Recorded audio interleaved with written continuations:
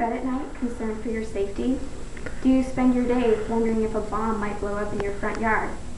Probably not. Millions of Americans take for granted that we can eat, sleep, and go about our daily lives without having to worry about these kinds of things happening because of the sacrifice of our troops. Over the years, that generosity has been extended to many people in many other nations. Afghanistan has been the recipient of a great deal of generous protection. However, the Washington Times records the president of Afghanistan, Hamid Karzai, as having totally snubbed this generosity when he said, "If there is a war between Pakistan and America, we will side with Pakistan." This statement was recorded in the article called "Say Anything But the Truth," which appeared in the Washington Times on November 7, 2011. This article also highlights Major General Peter Fuller, who took offense to this statement by Karzai, but was later punished for his statements regarding that offense. I not only agree with General Fuller's retaliating responses, but I also believe that his statement sums up the opinion of a majority of American people. As one who served his country, it is understandable that his response would be such that he would be offended by Karzai's statement.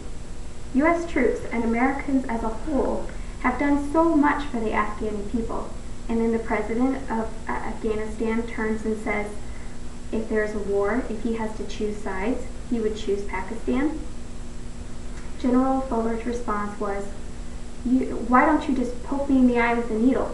You've got to be kidding me." And he said, "I'm sorry, we just gave you $11.6 billion, and now you're telling me I don't really care?"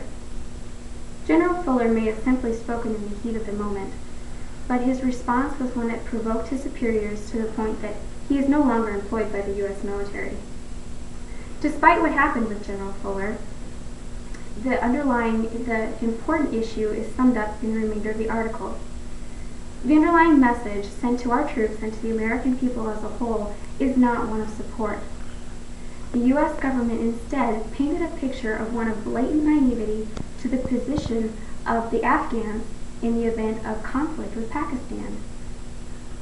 How can the response of our government result in anything but a demoralization of our troops and a sense of absolute futility in the event of a conflict?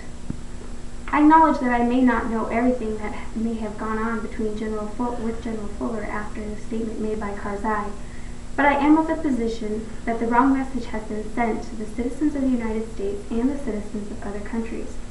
Instead of turning against one who has so faithfully served our country, our government should be backing up its troops. Every American citizen needs to be aware of this stand that has been taken by our government, and probably will be taken again in the future. This stand is the Washington Times refers to this stand as the See No Evil, Speak No Evil stand.